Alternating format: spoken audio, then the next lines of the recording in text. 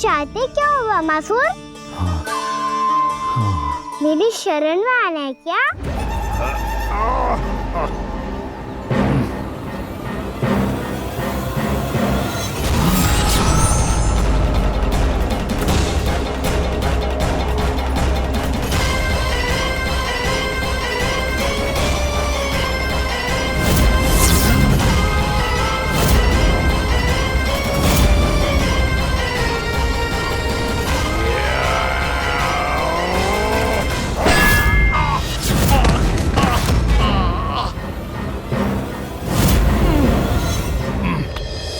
सोच विचार का समय ना है हमारे पास। अपने बालकों की रक्षा के लिए इसी क्षण हमें निकलना होगा। और वो छलिया किसी का भी रूप धारण कर सकते है। सुलक्षणा तेरा, शांति तेरा या मेरा, किसी का भी रूप धारण करके हमें भ्रमित कर सकते हो। इसीलिए हमें सतर्क रहना होगा। समझ आई? चलो।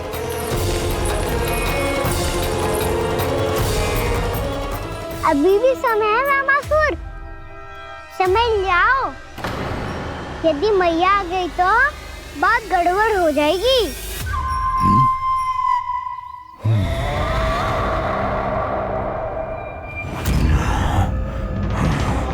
मुझसे दूध का कोई लाभ नहीं होगा। वामासुर, स्मरण करो तुम कौन हो? मायासुर का पुत्र हूँ मैं। अपने स्वामी महाराज कंस का सेवक हूँ और तुम्हारा हूँ मैं काल।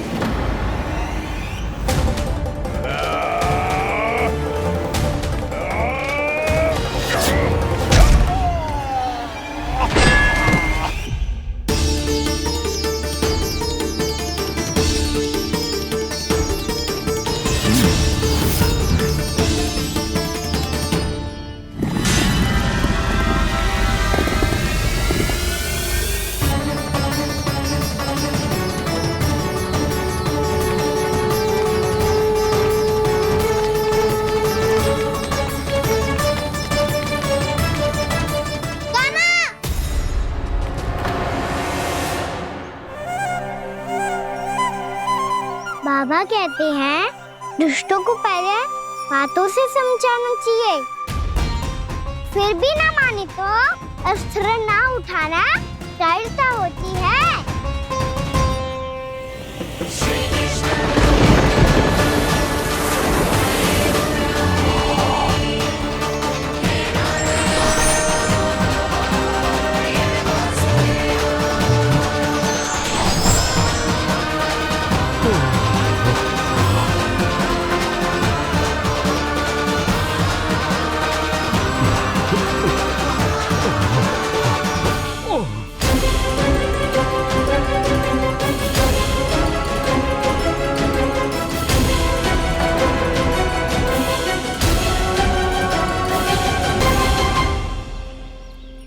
पता था मुझे, अपने बाबा के स्वरूप को हानि नहीं पहुंचाओगे।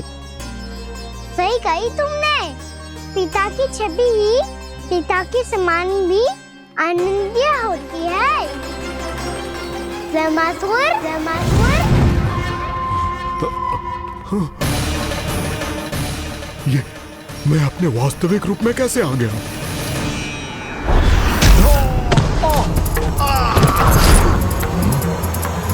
मेरे बाबा का स्वरूप नहीं लेना चाहिए था तुम्हें। मैया ने सिखाया है भूल को क्षमा किया जा सकता है, पर जानबूझ के किए गए अपराध के लिए दंड ही एकमात्र विकल्प होता है। ये बार बार अपनी मैया का नाम ले रहा है। यदि मैं वो स्वरूप लूं तो अपनी मैया पर वार नहीं कर पाएगा ये।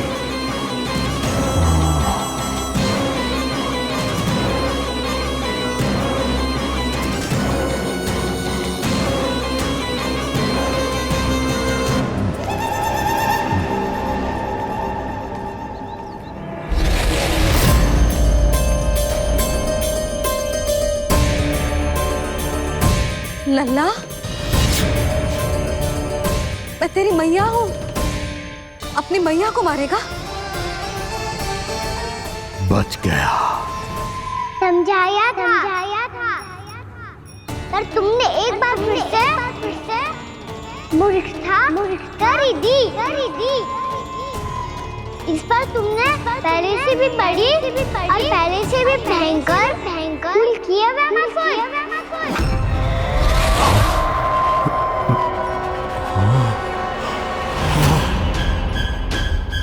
ये क्या हो रहा है मुझे? बार बार मेरा रूप क्यों बदल रहा है? ममता को समझे बिना अधिक समय तक मैया का स्वरूप हरण करके नहीं रख पाओगे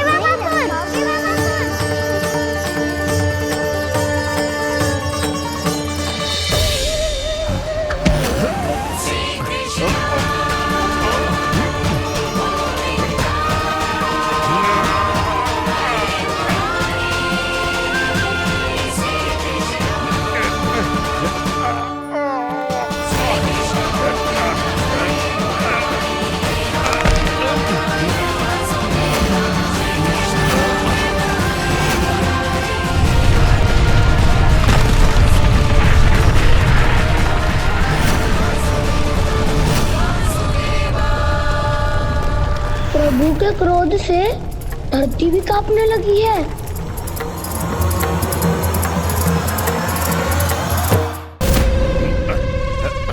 पुत्र को मारने के उद्देश्य से एक मां का रूप लिया तुमने। ये ममता का और मेरी मैया का घोर अपमान है रामासुर।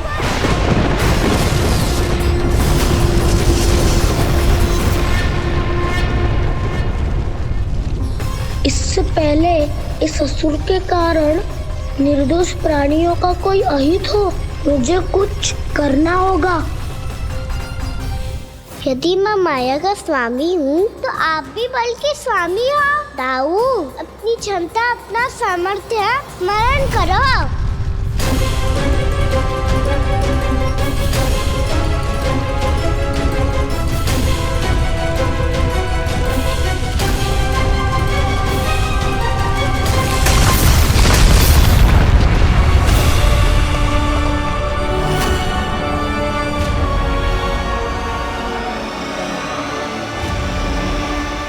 अद्भुत बलदाऊ, अद्भुत।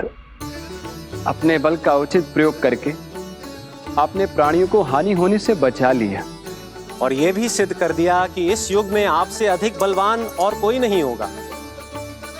आज से आप बलदेव के नाम से भी जाने जाएंगे। आज से आप बलदेव के नाम से भी जाने जाएंगे। आपके चरणों का ये चिन्ह युगों युगों तक आपके बल की कथा कहता रहेगा। बलराम का चरण चिन्ह।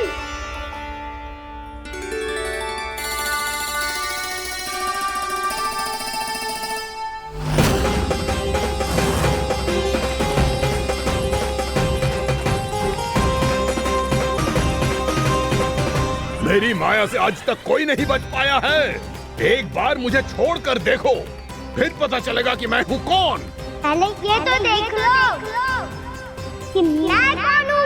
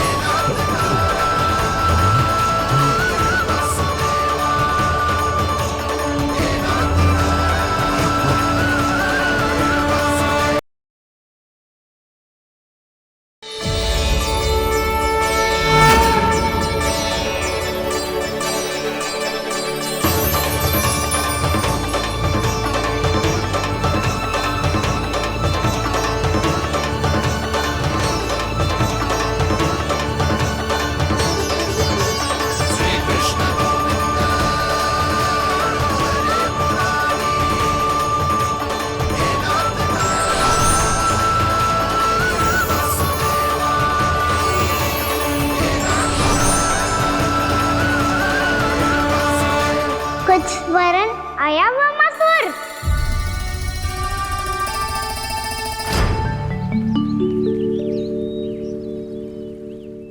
बहुत समय पहले की बात है। बहुत बड़े भूमाकर राज करते थे तुम्हें महान राजा भीमम के नाम से जाना जाता था।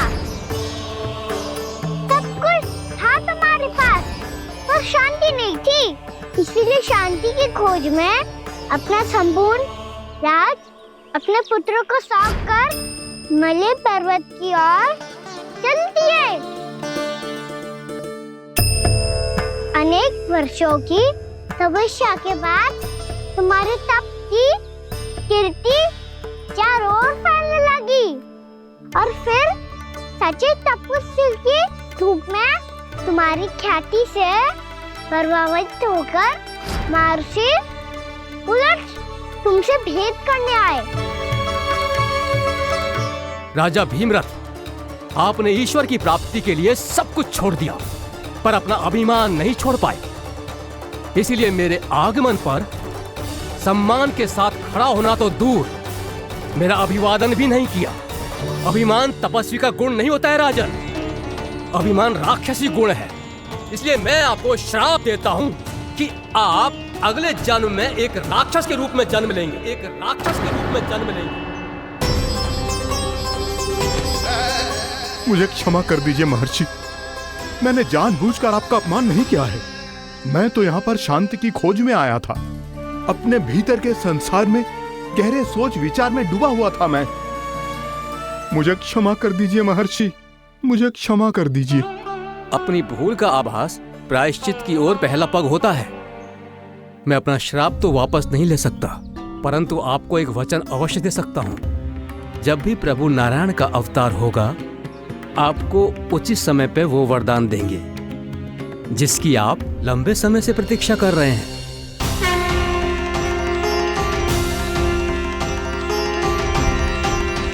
प्रभु, आपने मेरी आंखें खोल दी। अब मुझे पता चल गया है कि आप कौन हैं और मैं कौन हूँ। इसलिए आप मुझ पर कृपा करके अपने चरणों में स्थान दे दीजिए। मुझे वो शांति प्रदान कीजिए जिसकी खोज में मैं वर्षों से भटक रहा हूँ। शांति तो मोक्ष में ही है, इसीलिए मैं तुम्हें मोक्ष का वरदान देता हूँ।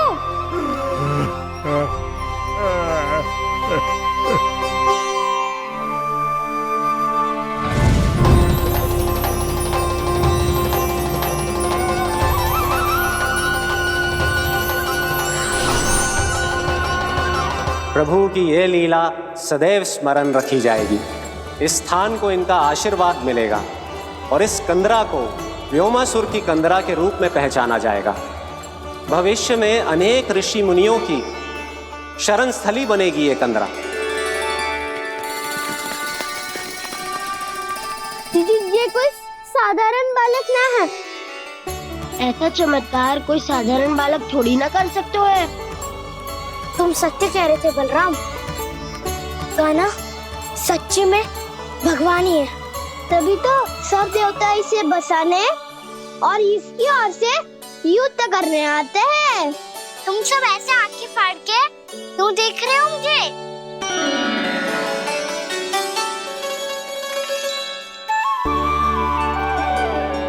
बलराम, तुम बलवान हो और कान्हा भगवान है। दूर दूर तक कोई दिखाई न दे रहा है, ना जाने किस हाल में होंगे बालक। कहीं हम ही तो मार्ग ना भटक गए शीघ्रता के चक्कर में। अब तो एक पग भी ना चलो जा रहे हो। जल, किसी के पास जल है क्या? कंठ तो मेरा भी सूख रहा है मौसी। भाभी, निकट ही जमुना जी है, कहूँ तो वहाँ से जल ले आओ। मैं भी जा रही हूँ भाभी, एक से भले दो। हाँ चल, शीघ्रता से आओ। हाँ।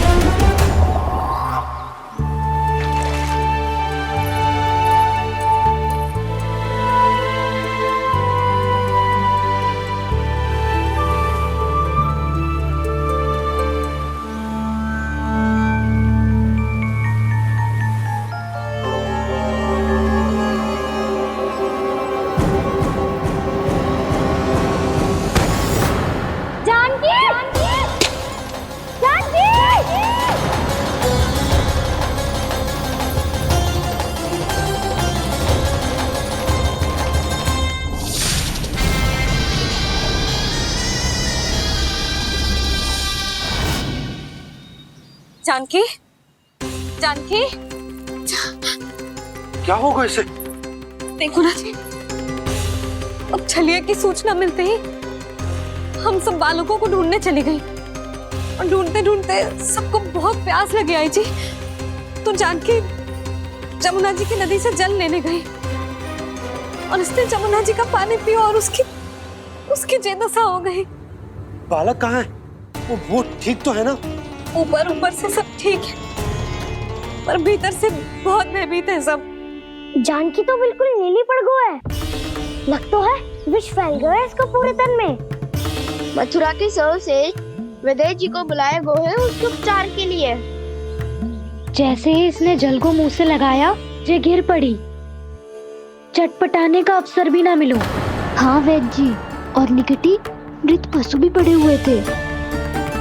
हाँ, मैंने भी अस्थियां देखी थी। इसका तो यही अर्थ हो सकता है कि समस्या वहाँ के जल में ही हो। वैद्य जी, आप रोगी की नाड़ी पे ध्यान दो ना। जे गोपिया क्या कह रही है उसे सुनने की आवश्यकता ना है। जब तक विष के कारण का पता नहीं चल जाता, हम उपचार कैसे कर सकते हैं रानी जी? जी, वो निकट ही यमुना जी में एक विशेष क्षेत्र है। ये सब उसी के जल की बात कर रही है। तब तो ऐसा भी हो सकता है कि किसी विषैले सर्प के काटने का प्रभाव हो।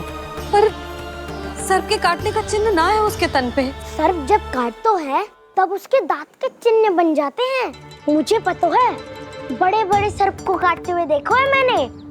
एक दिन अब बस कर उज्जवल, ये बड़ी बड़ी हाँकने का समय ना है।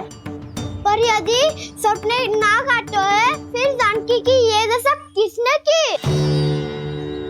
अवश्य किसी राक्षस ने की होगी। नाना, कोई विषैला पशु भी तो हो सकता है। यह अवश्य किसी माँ विषैले सर्प के विष से हुआ है। सर्प ने भले ना काटा हो, लेकिन यह अवश्य ही किसी महाविषैले सर्प के विष के कारण हुआ है। कालिया नाग। कालिया नाग?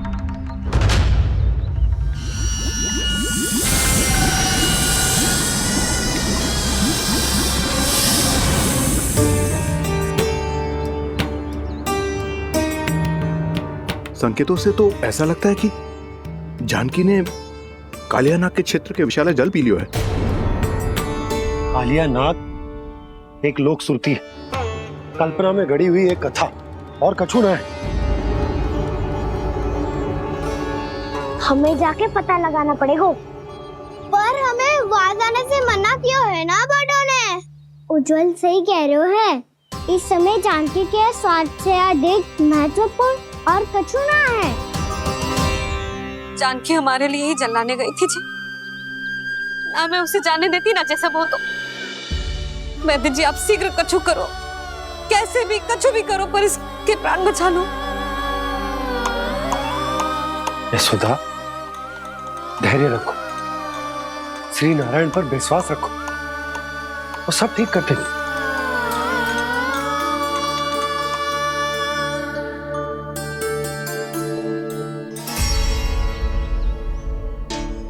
विष की काट की मेरे पास जितनी जड़ी बूटी थी, मैंने सब अर्क बना के पिला दी, पर इसकी दशा में अभी तक कोई सुधार नहीं दिख रहा है। यह अंतिम जड़ी बूटी है।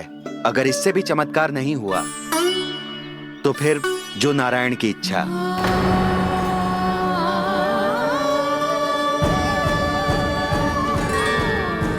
पर कोई तो उपाय होगा जानकी को बचाने का। कान्हा, यदि तुझे किसी औषधि के बारे में पता है, हमें बता दे, हम जाके ले आएंगे।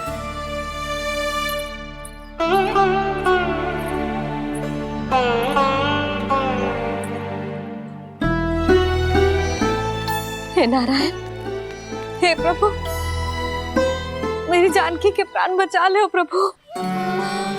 या तो मैं अपने आप को कभी क्षमा न कर पाऊंगी। ये सारी मेरे ही कारण बनाई थी। उसकी रक्षा करो प्रभु, मेरी पुकार सुनो। कान्हा, तूने हमें वत्सासुर से बचाया था ना? और बकासुर से भी तो। और छलिया से भी तो तूने ही बचाया था ना हमें? क्या ऐसा कोई उपाय ना है जानकी को बचाने का? धन्वंतरी,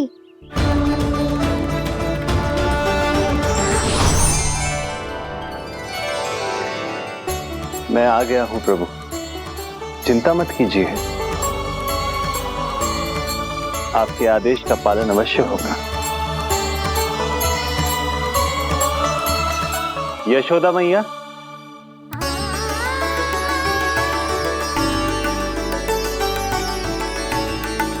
मैया आपको कोई पुकार रहा है।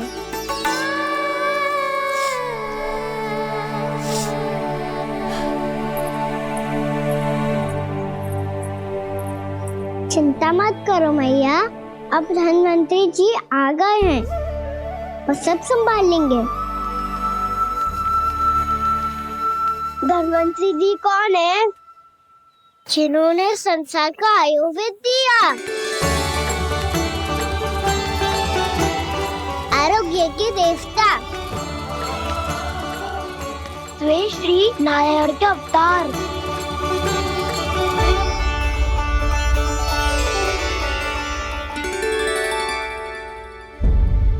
मुझे पता चला है कि आपको वेद की आवश्यकता है। हाँ हाँ, भीतर आइए। आइए आइए बैठे जी, जी रहे। मथुरा का सर्वश्रेष्ठ वैद्य अर्थात मैं यहाँ आ चुका हूँ और रोगी को जितनी औषधि की आवश्यकता थी सब दे चुका हूँ। निश्चित रूप से आपने विष की काट के लिए बहुत ही उत्तम अर्क तैयार किया है, इसीलिए किसी और वैद्य की आवश्यकता नहीं है। किंतु आप अकेले कितना कुछ करेंगे वैद्यराज, मुझे अपना सहायक ही बना लीजिए। पर जो करना था मैं पहले ही कर चुका हूँ। हाँ, वो तो आप कर चुके हैं, बस रोगी के तन से विष निकालना शेष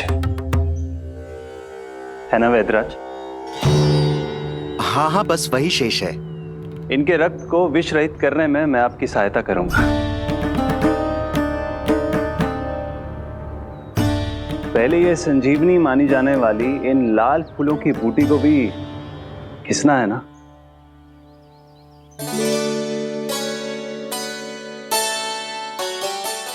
हाँ हाँ, तुम सही कह रहे हो, इसे अच्छे से घिसो।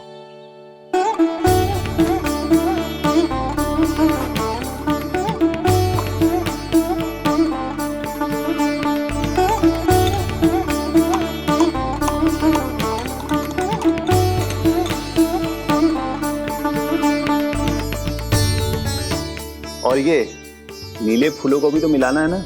हाँ हाँ, अच्छे सहायक बन सकते हो तुम, ऐसे ही श्रम करते रहो।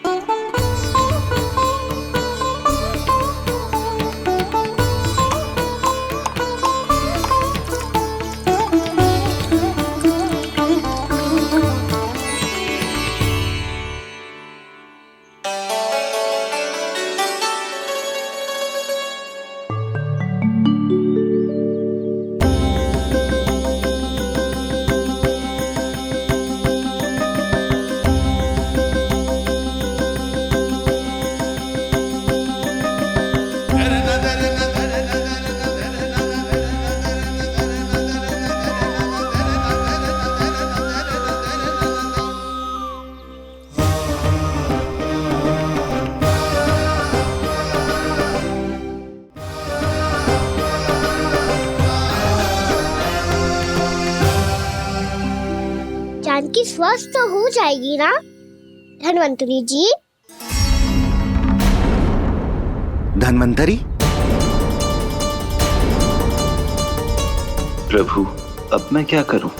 आपने तो स्वयं ही मेरी पहचान उजागर कर दी। जी क्या करो कान्हा? आप सब ऐसे क्यों देख रहे हो? मैया कहती है ना, सभी वैद्य धन्वंतरी जी का ही रूप होते हैं। वाह कृष्णा, चतुर तो हो तुम। वैसे वास्तविक धन्वंतरी मैं हूँ, मेरा अर्थ है वास्तविक वैद्य मैं हूँ। ये तो मेरा सहायक है, मुझे पूरा विश्वास है बिल्कुल ठीक हो जाएगी। वैसे ही थोड़े ना मुझे मथुरा का सर्वश्रेष्ठ वैद्य कहते हैं लोग।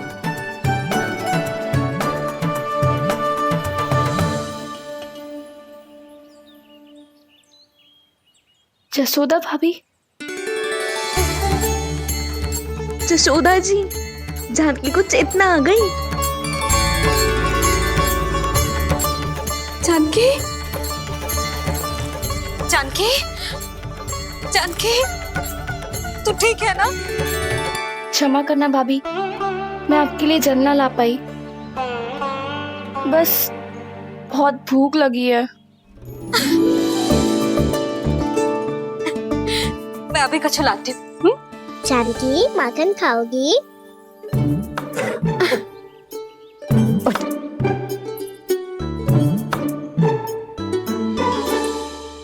आजा, तू ही खिला दे लल्ला।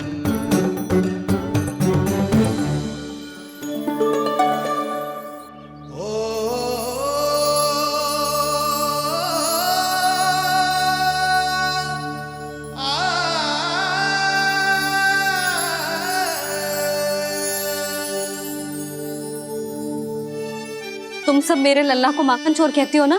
आज देखो, अपना ही माखन जानकी को खिला रहे हो।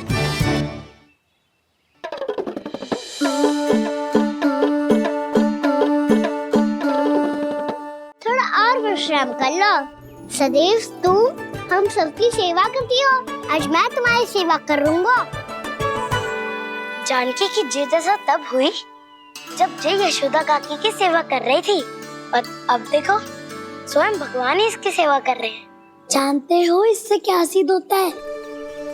जो भी यशोदा मैया की पूजा करेगा, अर्थात अपने माता पिता की सेवा करेगा, उनके साथ सम्मान से व्यवहार करेगा, ईश्वर स्वयं उसका ध्यान रखेंगे। कभी धन्वंतरी के रूप में तो कभी स्वयं कान्हा के रूप में। भक्त और भगवान का देखो कैसा ये अनुराग, स्वयं करे सेवा प्रभु, अद्भुत गोपी का भाग्य।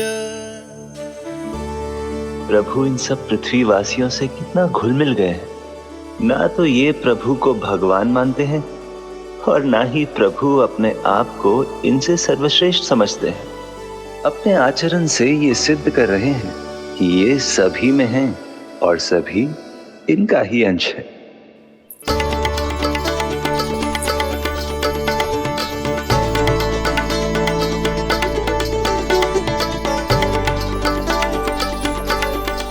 प्रभु, अब मुझे जाने की आज्ञा दीजिए।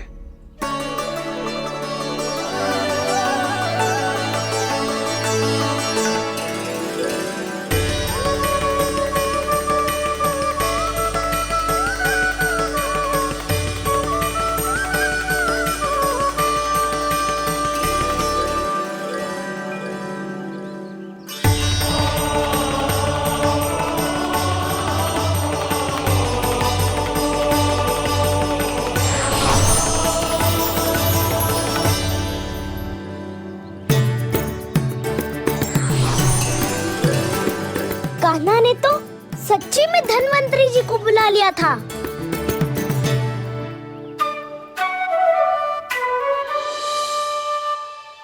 जब से कान्हा का जन्म हुआ है ना, मैं तब से देख रही हूँ, तब से हम पे कोई भी संकट आती है ना, तो अचानक से कोई अपरिचित हमारी सहायता करने आ जाता है, और जाते समय कान्हा की आज्ञा लेके जाते है, और कभी कभी तो इसे प्रभु बोल के जाते है। बाबा संभालो।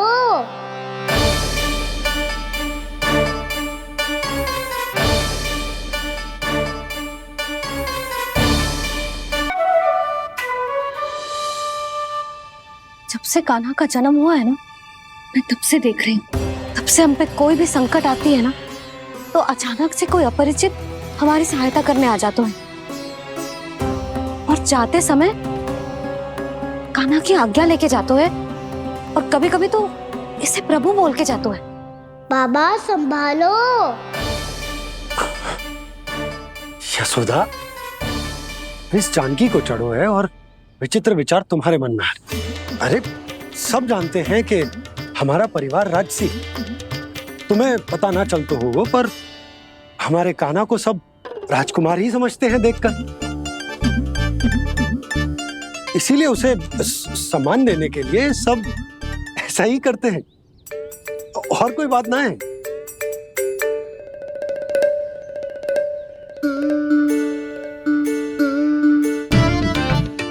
अब जी मेरे लल्ला को ऐसे क्यों घूर रहे हैं? बुरी दृष्टि लगाएंगे क्या? वैद्यराज जी, आपके सहायक तो गए, अब आप यहाँ क्यों हो?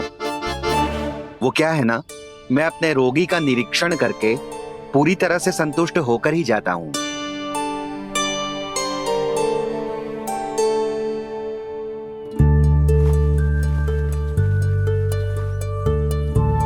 हाँ, संकेत तो अच्छे हैं, कल सुबह तक बिल्कुल ठीक हो जाएगी। धन्यवाद वैद्य जी।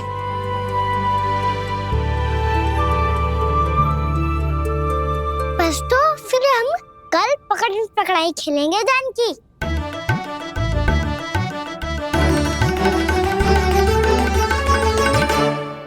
भानु, बंसी, जाकर उस क्षेत्र के चारों ओर बाड़ बनवा दो और वहां सूचना पट्ट भी लगा देना, ताकि जानकी के साथ जो हुआ है वो किसी और के साथ ना हो। शीघ्र जाओ। जी ठीक है।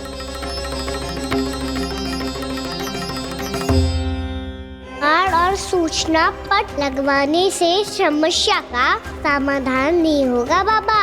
निर्दोष पशु सूचना पट देखकर भी कुछ समझ नहीं पाएंगे।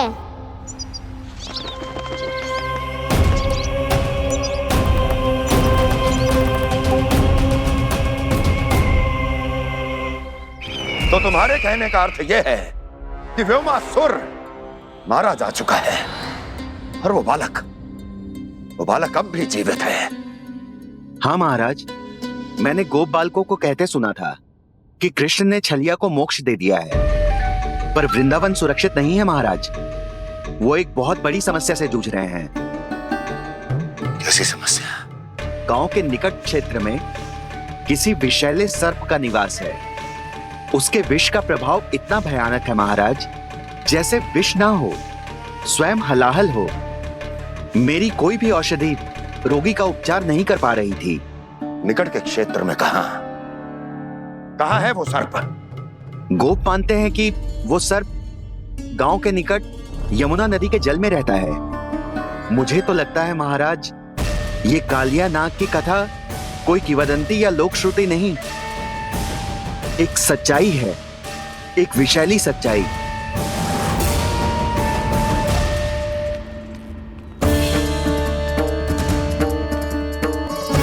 कालिया का सामना करने का समय आ गया है, पर उससे पहले मुझे बुलाना होगा उन्हें।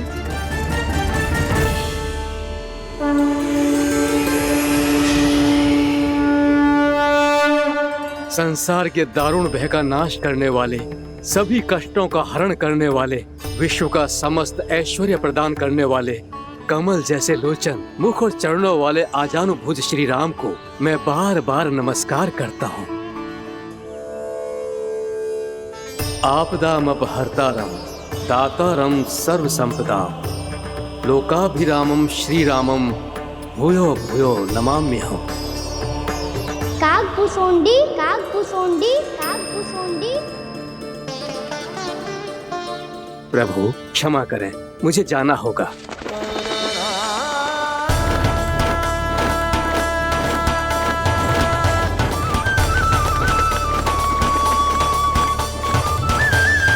प्रणाम प्रभु।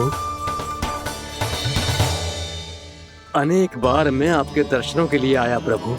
कभी नंद भवन के झरोखों से आपके दर्शन करके चला जाता था, तो कभी दूर किसी वृक्ष की आड़ से आपको निहार लिया करता था। आज आपने स्वयं मुझे बुलाकर धन्य कर दिया प्रभु।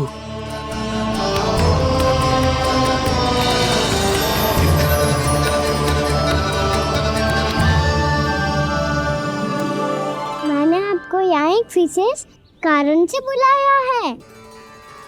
आपके श्राद्ध से इस कालिया नाग को मुक्त करने का समय आ गया है।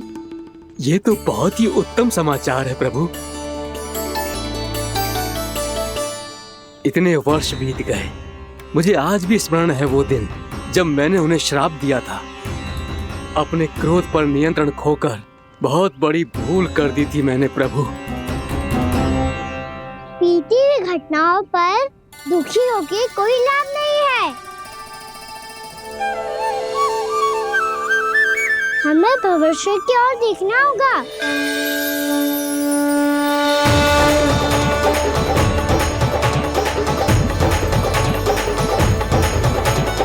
आदेश कीजिए प्रभु, क्या आज्ञा है आपकी?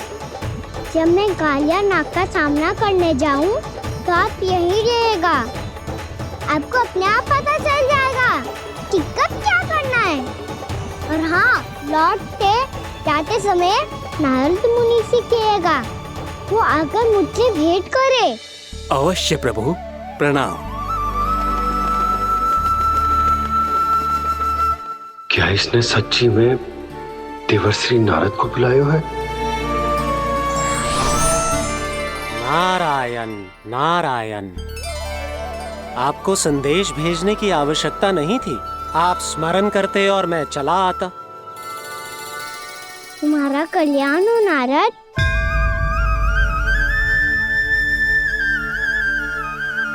मैंने तुम्हें एक विशेष कार्य के लिए बुलाया है। आज्ञा दीजिए प्रभु। तुम्हें एक बार फिर कंस से भेंट करनी होगी। विचार कीजिए महाराज, क्या आप बिना किसी शंका के कह सकते हैं कि कौन सी पंखुड़ी पहली है और कौन सी आठवीं? उस दुष्ट से भेंट करना स्वयं कीचड़ में उतरने के समान है प्रभु। कमल पुष्प प्राप्त करना हो तो कीचड़ में उतरना पड़ता है नारद। आपका आदेश तो मैं स्वप्न में भी नहीं टाल सकता प्रभु। कंस कालिया नाग के बारे में जान गया है, पर वो उसका सामना करने का साहस नहीं कर पाएगा। मैं आतुर हूँ प्राप्ति, मूर्ख नहीं। मेरी बुद्धि फिर नहीं गई है। मैं स्वयं उस कालिया जैसे महाविषैले सर्प के सामने खड़ा हो जाऊं और अपने ही काल को आमंत्रित कर लूं। तो फिर अपने लाभ के लिए उसका प्रयोग करने का कोई और उपाय सोचिए स्वामी। कुछ ऐसा कीजिए कि यमुना नदी का पूरा जल विषैला हो जाए और वृंदावन वासी उसका उपयोग करे, और आपका काल कहलाने वाला वो बालक स्वयं काल के गाल में चला जाए। उत्तम उत्तम सुझाव है प्राप्ति। अब मुझे उस कालिया तक पहुंचने का मार्ग ढूंढना होगा। उसको विवश करने का कोई उपाय ढूंढना होगा, क्योंकि व्यक्तिगत रूप से उससे भेंट करना असंभव है। असंभव। आप सही कह रहे हैं प्रभु।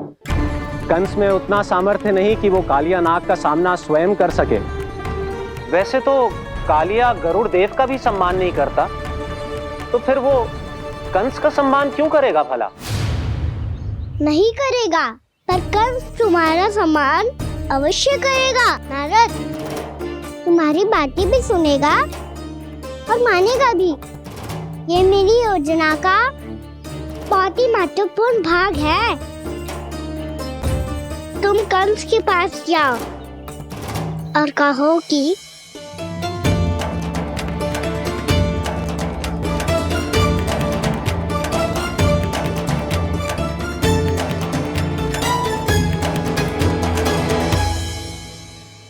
संतान अपने माता पिता को तीर्थ का सौभाग्य दिलाती, पर मेरा लल्ला कितना महान कि उसने हमारे घर को ही तीर्थ बना दिया।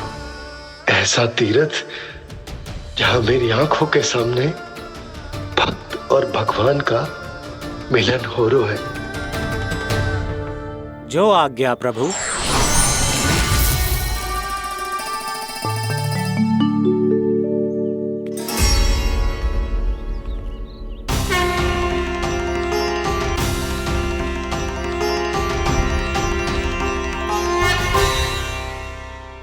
बाबा। कान्हा, ये सब क्या चल रहा है? पहले काग भुसुंडी जी और फिर ये नारद जी,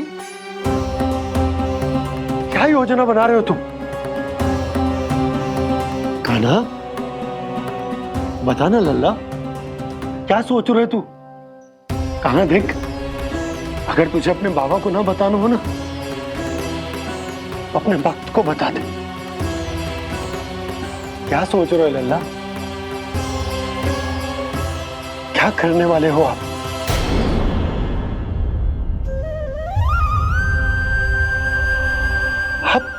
आप इतने दुखी क्यों हो?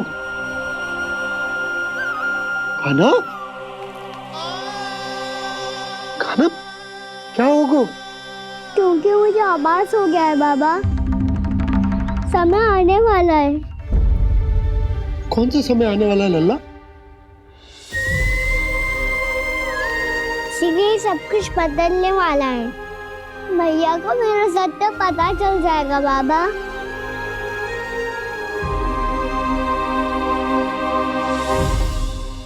पर लल्ला, इसका काग भुसुंडी और कालिया नाग से क्या संबंध है?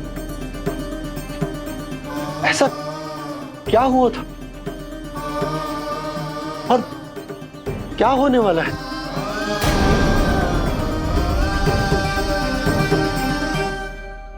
जो होने वाला है बाबा, उसका संबंध उससे है जो सैकड़ों वर्ष पहले हुआ था। महर्षि भृगु के एक वंशज थे वेद शिरोमुनि, जो विंध्याचल की पहाड़ियों में साधना कर रहे थे। तभी वहाँ अश्वशिरा नाम के एक दूसरे मुनि आमंत्रण के बिना ही आ गए।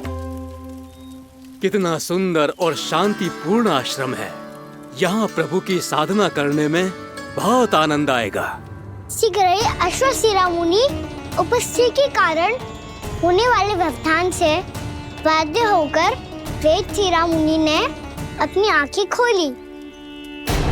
कौन हो तुम और यहाँ क्या कर रहे हो? आपके आश्रम में बहुत शांति है मुनिवर।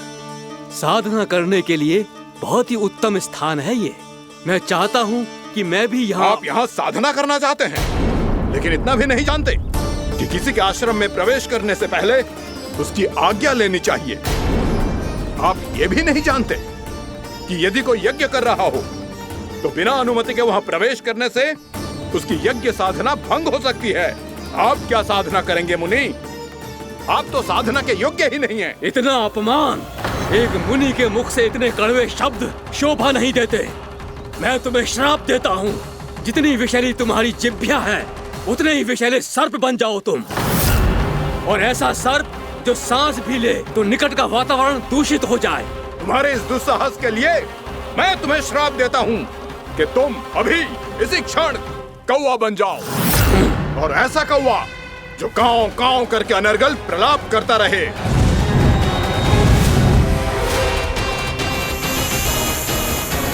ये मैंने क्या किया? ये मैंने क्या किया? क्रोध के कारण दोनों ने एक दूसरे को श्राप दे दिया। पर दोनों ही मेरे भक्त थे, और भगवान होकर मैं अपने भक्तों को इतनी कठिनाई में कैसे देख सकता था। इसीलिए जिस संकट में उन दोनों ने अपने आप को फंसा लिया था, उसका समाधान करने में मैं उनके पास गया। देखिए ना प्रभु, ये क्या हो गया हमसे? हमारी रक्षा कीजिए प्रभु, मार्ग दिखाइए हमें। क्रोध पर नियंत्रण ना होने के कारण आप दोनों ने एक दूसरे को बहुत ही भीषण संकट में डाल दिया है।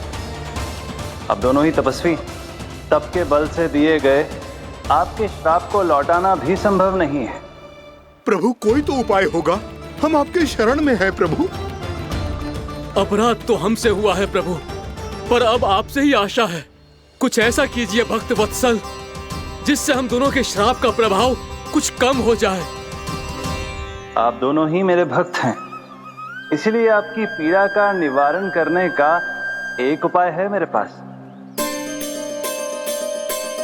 वेद शिरोमुनि, जब आप कालिया नाग बनेंगे तो आपको मेरे चरणों को अपने शीश पर धारण करने का सौभाग्य मिलेगा। और अश्व शिरोमुनि, आप काग योनि होने के बाद भी आप श्रेष्ठतम ज्ञान और सर्वाधिक यौगिक सिद्धियों के स्वामी होंगे और प्रवचन दिया करेंगे। इसके बाद अश्वशिरा मुनि काकभूषुंडी बन गए, जिन्होंने आगे चलकर स्वयं गरुड़ देव को रामायण सुनाई। और मुनि वेदशिरा महर्षि कश्यप और देवी कत्रियों के पुत्र कालियानाग बनकर जल में, और अब वही कालियानाग जमराज्य में, जिनके कारण जानकी के प्राण लगभग चले ही गए थे। अब कालियानाग को उचित स्थान पर भेजने का समय आ गया है बाबा। पर ये तो अच्छी बात है कान्हा, वेदशिरा मुनि को दिया हुआ तुम्हारा वचन भी पूरा हो जाएगा, जमुना जी की शुद्धि भी हो जाएगी। इस सब के बाद भी तुम दुखी क्यों हो? क्योंकि इसके बाद मैया के सामने मेरा रहस्य खुल जाएगा बाबा।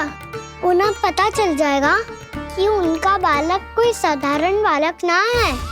भविष्य में जो होने वाला है उसे सबके सामने घटने से रोकना मेरे लिए भी संभव ना होगा। मैया को सब पता चल जाएगा। क्या पता चल जाएगा रे मुझे?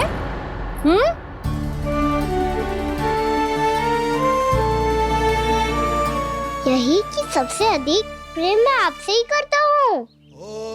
अब बस भी कर, चलो भोजन के लिए बुलाने आई थी तुम दोनों को। भूखा थोड़े ना रहने दूंगी अपने लल्ला को, मेरा लल्ला दुर्बल हो जाएगा ना। आप खिलाओगे तो ही खाऊंगा। हाँ ठीक है, मैं ही खिलाऊंगी। अब चल, आओ जी चल।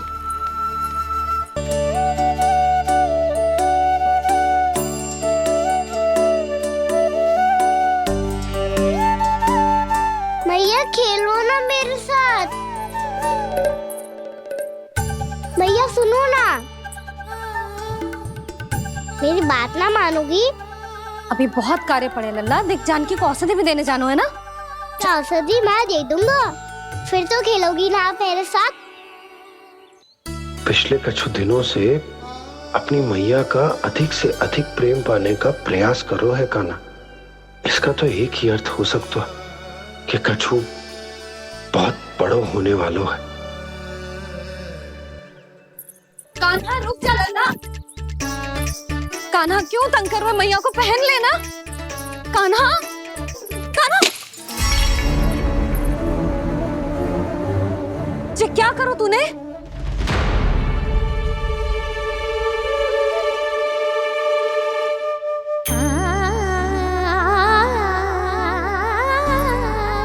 अच्छा ठीक है, अब मुंह लटकाने की आवश्यकता ना है। ये ले।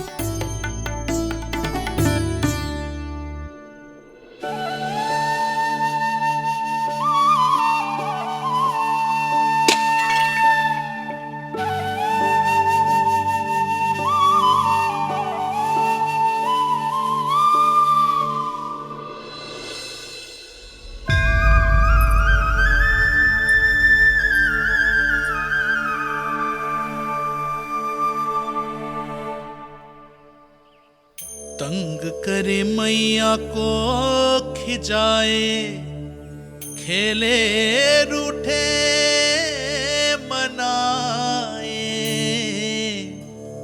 लीला अनोखी करके शरारत, कान्हा दंड भी पाए।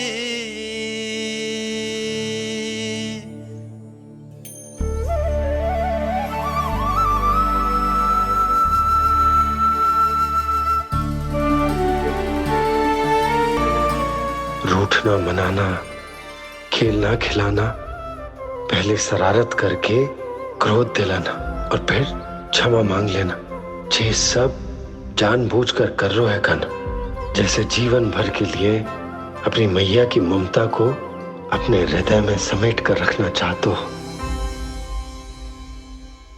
कैसे कैसे करूं उस कालिया से मित्रता, कैसे करूं उसका उपयोग?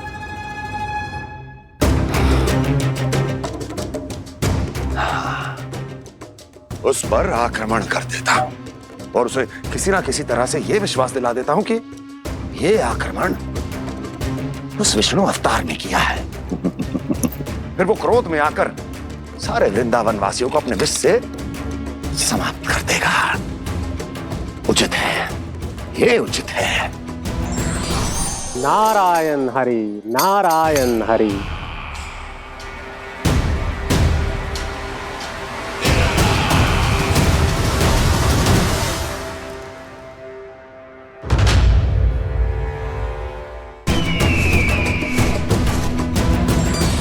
नारायण हरि, नारायण हरि।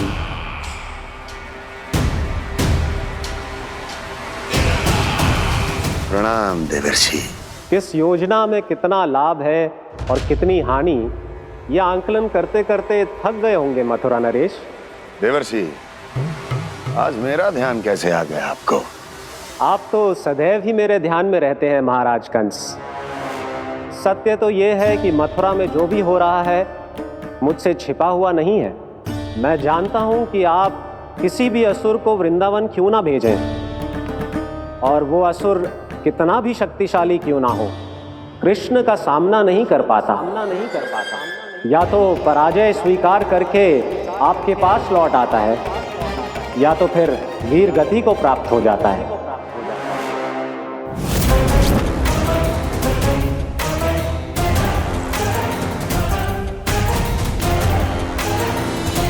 वाह, मुझे मेरी असफलताएं स्मरण कराने आए हैं, मेरे घाव को खुरेदने आए हैं, उन पे नमक छिड़कने आए हैं। मित्र को शत्रु समझने की भूल मत कीजिए महाराज कंस। मैं तो आपकी सहायता करने आया हूं। हाँ, और मेरी सहायता।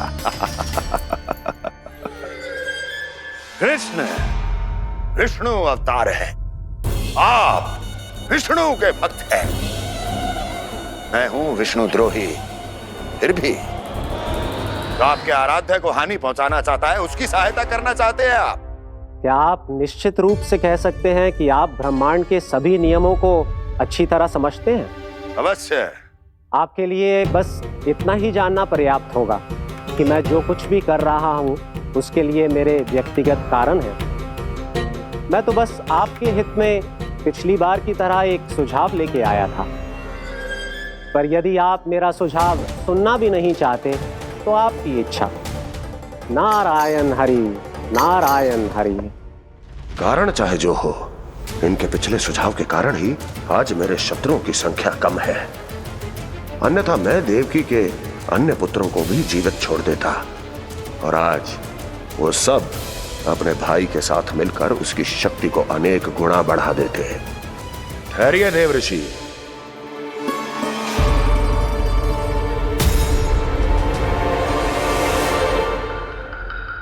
बताइए क्या सुझाव है आपके पास? मेरे सुझाव का नाम है कालिया नाग।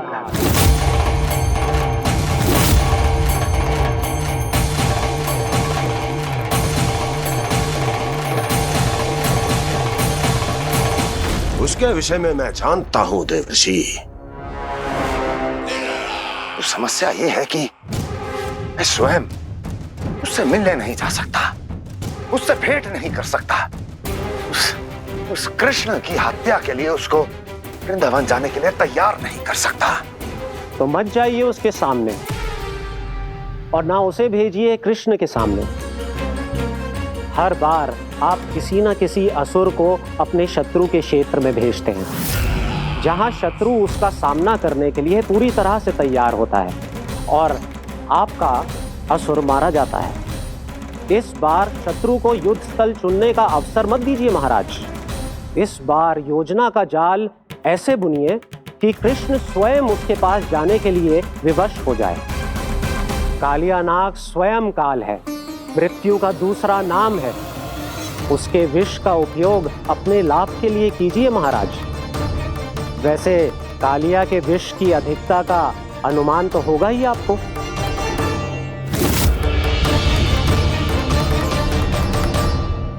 एक बार जो उसके क्षेत्र में पहुंच गया, फिर उसके विष से बचना असंभव है। उचित सुझाव है देवर्षि, उचित सुझाव है। देवर्षि, उस छलिया विष्णु की भक्ति करते करते आप भी उसके रंग ढंग सीख गए हैं। उचित है। उचित है।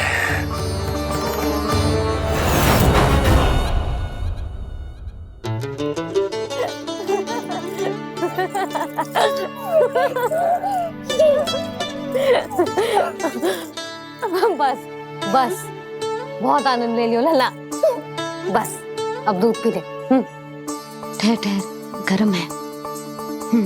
जी ले। ले भी।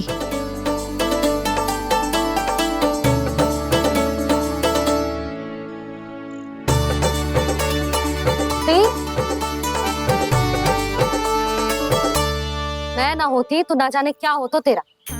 अपने आप दूध भी ना पी सकते है, भावला कहीं का। आपकी इस प्रेम के लिए तो मैं धरती पे आया हूँ मैया। मैं भी यही सोच रहा हूँ यशोदा कि तुम ना होती तो मेरा क्या होता।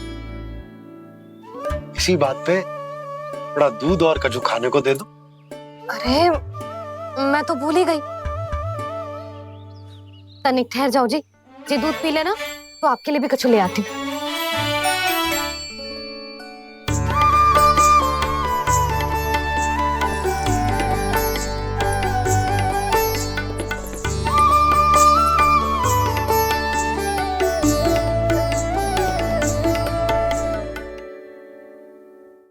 प्रणाम महाराज।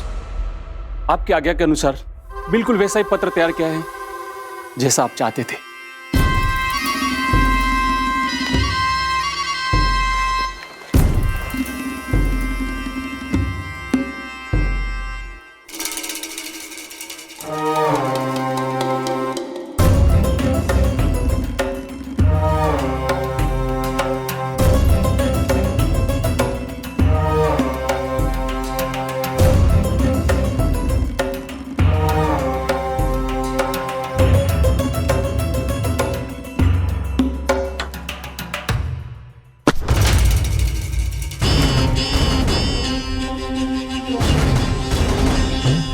कृष्ण जन्म से लेकर आज तक ये मेरी सबसे महत्वपूर्ण योजना है। इसका सफल होना निश्चित है दूत, किंतु केवल वही करना जैसा मैंने कहा है। जाओ।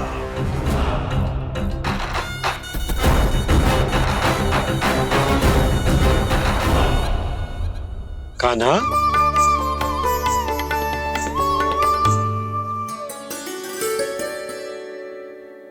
क्या होगा? बाबा मैं चाहता हूँ कि मैया की ममता क्रिस्टल फ्रेम की वर्षा मुझ पे सरते ऐसे होते रहे। वो तो होती रहेगी लल्ला। अपने लल्ला के लिए किसी मैया का प्रेम कभी कम हो सकता है भला? नंदराज, वो मथुरा से एक दूत आयो है महाराज कंस का राजपत्र लेके।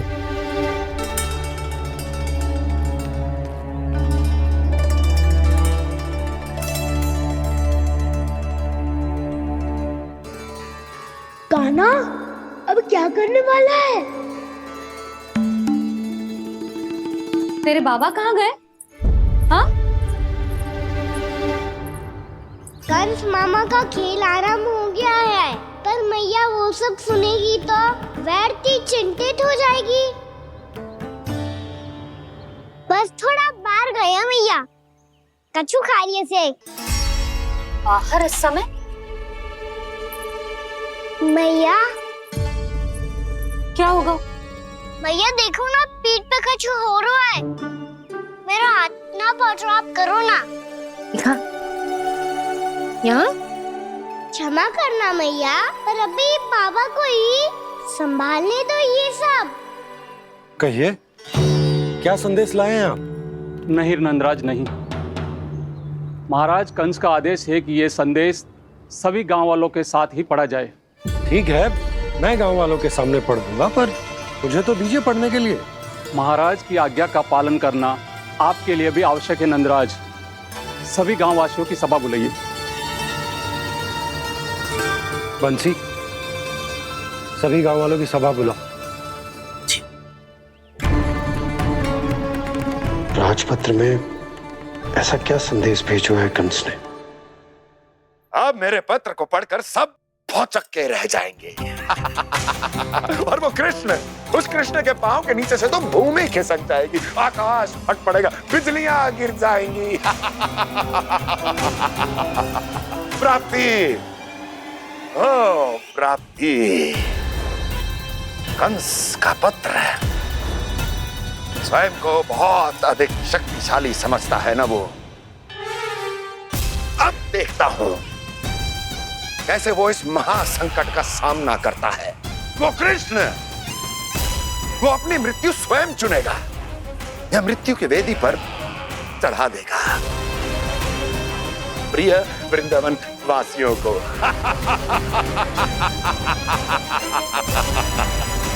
अब आएगा आनंद प्राप्ति, अब आएगा आनंद। सबको इकट्ठा करवा के ही पढ़वाएगो। अवश्य ही कोई विशेष संदेश दिया होगा कंस ने। मैं भी यही सोच रही हूँ सुलक्षणा जीजी, कछु ना कछु तो विशेष है, पर जे हो क्या सकता है? हाँ, बात तो सही है। ऐसा कहाँ हो सकता है? सभी गांव वासियों के सामने कहा जाए, कछु तो विशेष अवश्य लग रहे हैं। बाहर तक कोलाहल क्यों हो रहा है? मैया, मैया, अब क्या होगा? मैया देखो ना, सर पे कछु हो रहा है। लल्ला, नारायण ने तुझे हाथ दिए हैं ना? पीठ की बात अन्य थी। अपने सिर की सेवा स्वयं कर। सर पे तो हाथ पहुंच रहा है ना?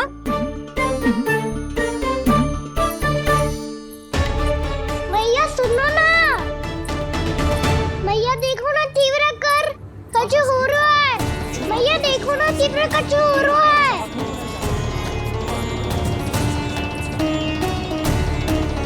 सब लोग आ चुके हैं, अपना संदेश सुनाइए आप। गोपराज नंद और सभी वृंदावन वासियों को सूचित किया जाता है कि मथुरा अधिपति और आप सभी के महाराज कंस ने कल सुबह भव्य पूजा का आयोजन किया है। इसके लिए राज्य को वृंदावन के क्षेत्र के निकट यमुना नदी के मध्य में खिलने वाले 1 कोटि कमल के पुष्पों की आवश्यकता है। इसीलिए आप सभी को यह आदेश दिया जाता है कि ये सभी कमल के पुष्प प्रथम पहर से पहले राजसभा में पहुंचा दिए जाए। इतने सारे पुष्प, वो भी प्रथम पहर से पहले कैसे हो सकते हैं? यदि आप ऐसा करने में असफल रहे तो इसे राज आज्ञा का उल्लंघन माना जाएगा और राजद्रोह के आरोप में आप सभी को कड़े से कड़ा दंड दिया जाएगा। स्मरण रहे, यदि कल की पूजा में इन 1 कोटि कमल के पुष्पों का ना पहुंचने के कारण कोई व्यवधान आया तो समस्त वृंदावन वासियों को दोषी माना जाएगा और पूरे गांव को निवासियों सहित धूल में मिला दिया जाएगा। कल प्रथम पहर तक का ही समय है आप सबके पास।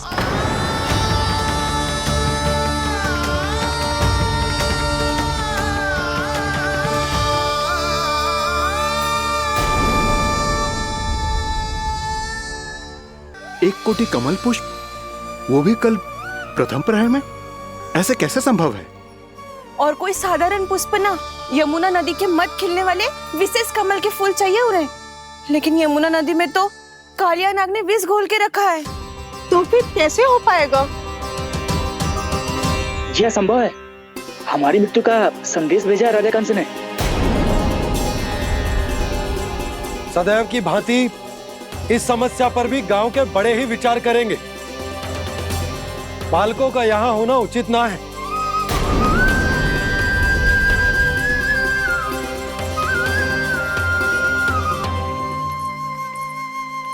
लल्ला, ले जे गेंद ले, जा अपने सखाओं के साथ खेल।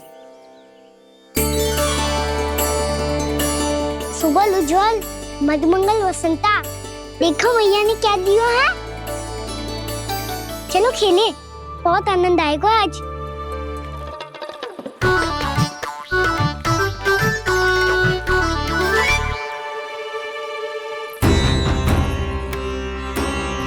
भानु, बंसी, जाओ और शीघ्र ही वो घेरे का कार्य समाप्त करो।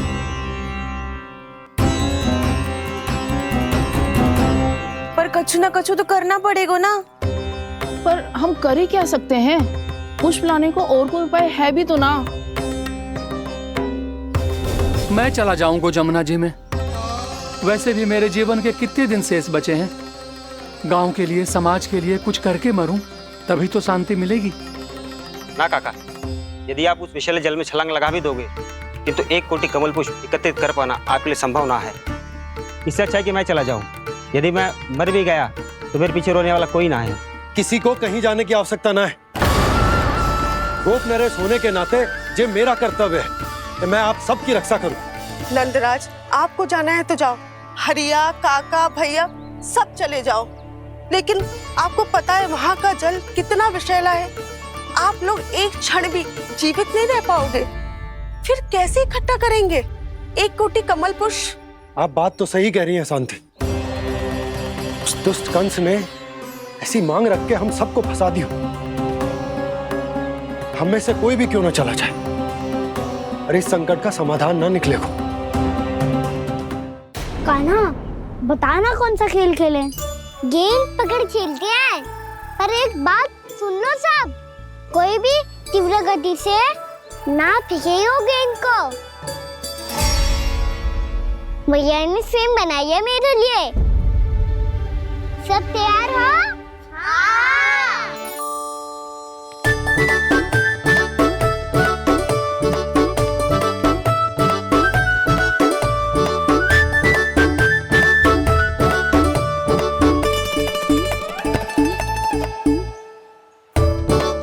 मुझे दो।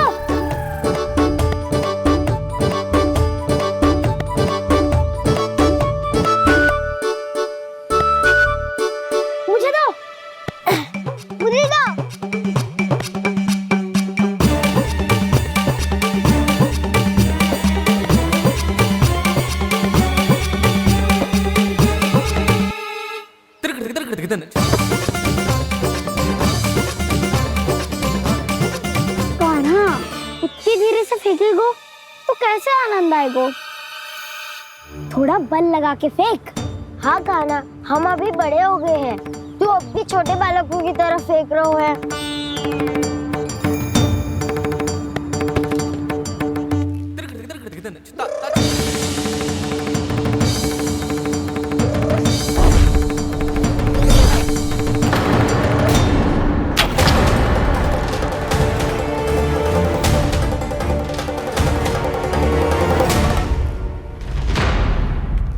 दीदी जी क्या करो कान्हा? गेंद तो डूब गई।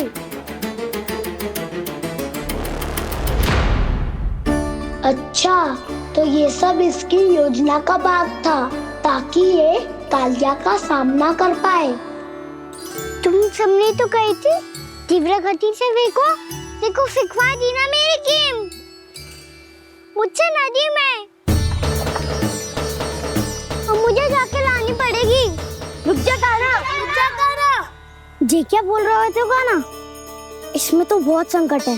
कोई भी संकट मेरी मैया का उपहार खोने से बड़ा ना है।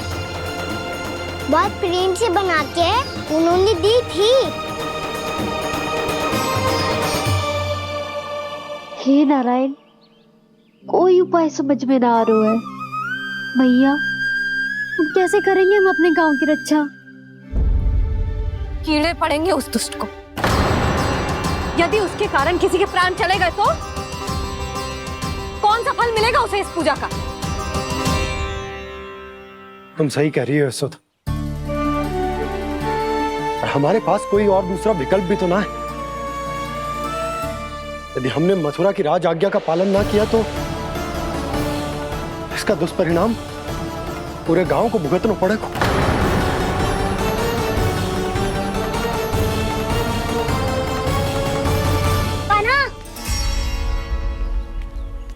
तुम्हें पता है कि तू भगवान है, दिव्य है, बहुत शक्ति है तुझमें। पर फिर भी हम तुझे विषैले जल में ना जाने दे सकते। कुछ होगा तो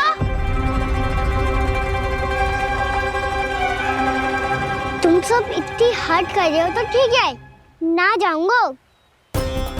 गेंद कहाँ गिरी है, कितनी दूर गई है, ये तो देख लूं, ताकि उसे बाहर निकालने का कोई उपाय ढूंढ पाऊं।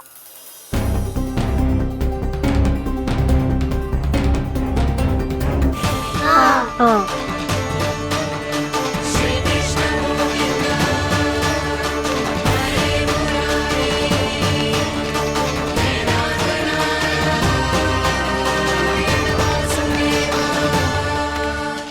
कान्हा की ये लीला तो समझ ही नहीं आ रही।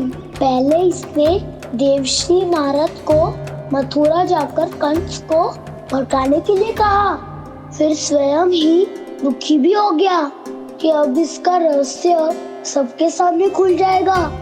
और अभी स्वयं ही तो इसने कहा था कि गेंद बहुत महत्वपूर्ण है, फिर स्वयं ही उसे नदी के विषैले जल में फेंक दिया।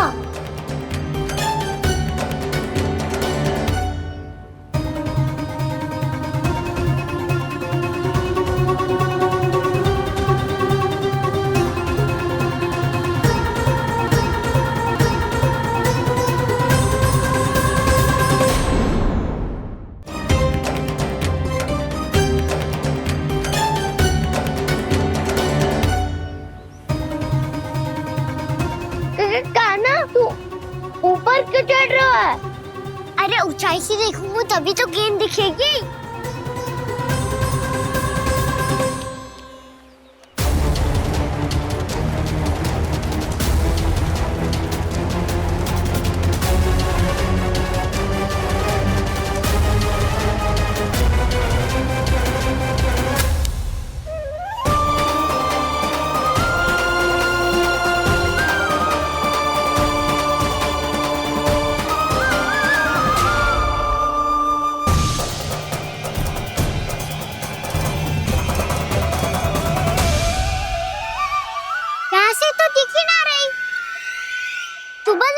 से फेंकी थी ना?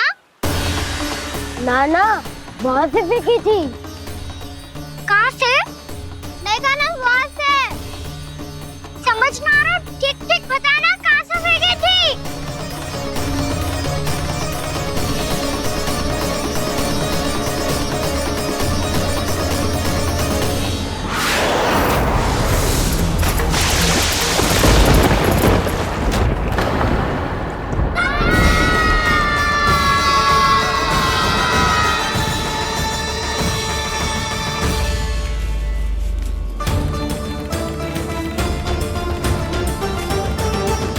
कालिया नाग के क्षेत्र में जाकर कोई भी जीवित वापस ना लौट सको।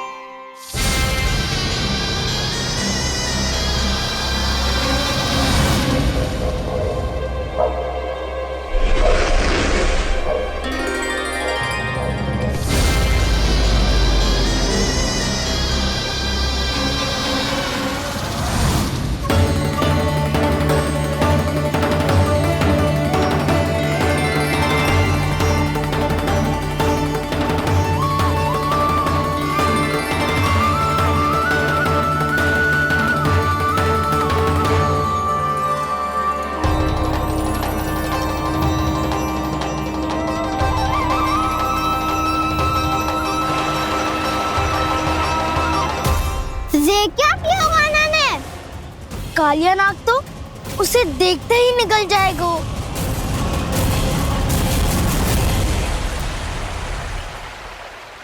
तो आरंभ से अब तक सब कुछ उसकी लीला का ही भाग था।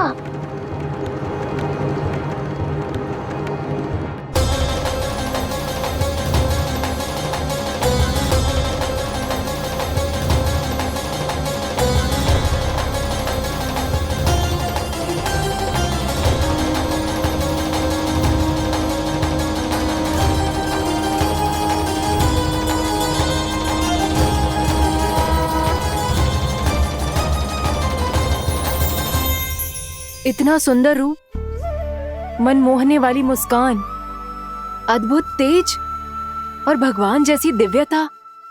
कौन हो तुम? हाँ, तुम्हें देखकर तो हम सब सम्मोहित ही हो गए।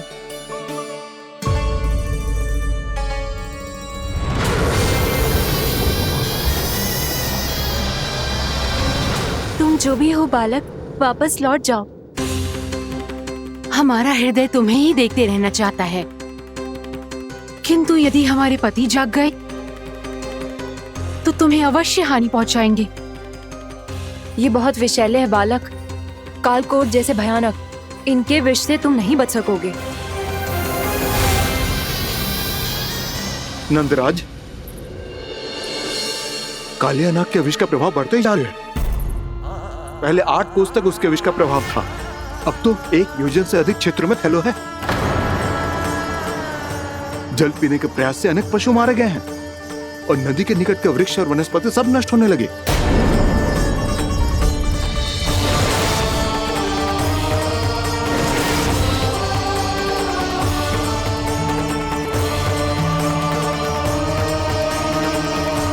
इनके विष की तीव्रता इतनी अधिक है बालक कि इनके संपर्क में आने वाले को तड़पने का भी अवसर नहीं मिलता।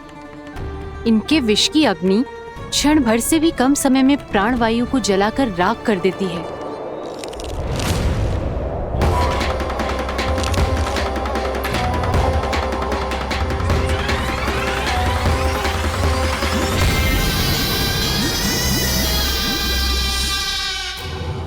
तब तो समस्या और भी गंभीर हो जाएगी।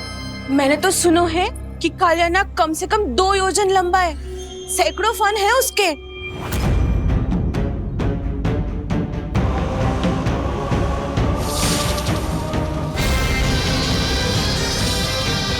इसका अर्थ तो ये है कि हम दोनों ओर से फंस गए। एक और कंस को 1 कोटि कमल पुष्प देने, जो कि कालिया नाग के क्षेत्र में पड़ते हैं, और दूसरी ओर उस कालिया नाग का विष यमुना जी के क्षेत्र में बढ़ता ही जा रहा।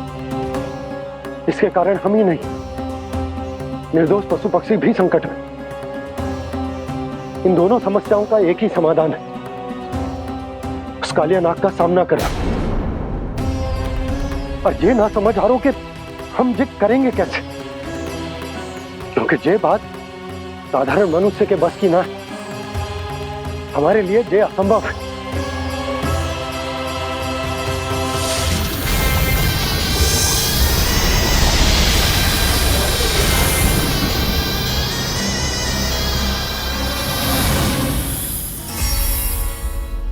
अब तो तुमने अपनी आंखों से भी देख लिया बालक, ये कितने विषैले हैं। नींद में भी विष उगलते हैं। इससे पहले कि तुम्हें कुछ हो जाए, चले जाओ यहाँ से, मान लो हमारी बात। आप सब मुझे जानती भी नहीं और फिर भी मेरी इतनी चिंता कर रही हैं आप। माँ की ममता भेदभाव नहीं जानती। तुम भी किसी के पुत्र हो और हम सब भी माँ हैं। एक माँ को हर बालक में अपनी ही संतान दिखाई देती है, इसलिए हम तुमसे विनती करते हैं, वापस चले जाओ, बचा लो अपने प्राण। मेरी चिंता मत कीजिए, मुझे कुछ नहीं होगा। होगा, अनर्थ होगा यदि ये उठ गए तो।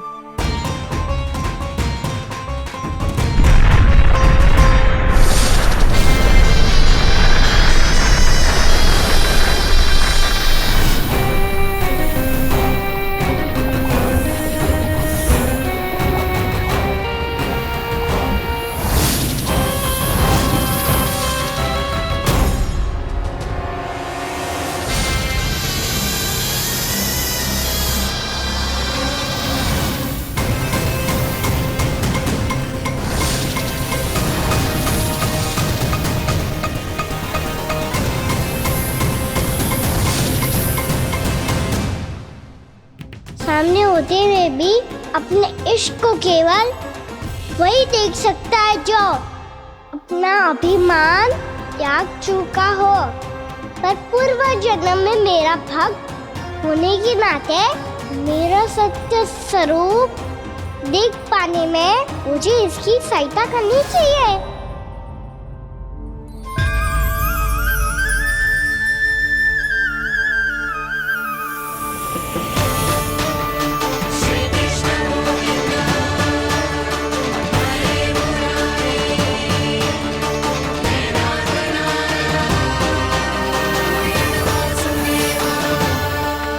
देखो हमारा छोटा सा कान्हा कैसे डट के खड़ा हुआ है, इतने विशालकाय, इतने महाभयंकर सबके सामने।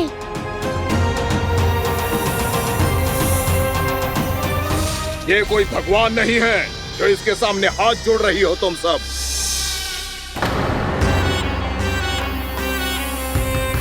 एक सामान्य साधारण बालक है ये, जो ये तक नहीं जानता कि इसके सामने है इसका काल, कालिया।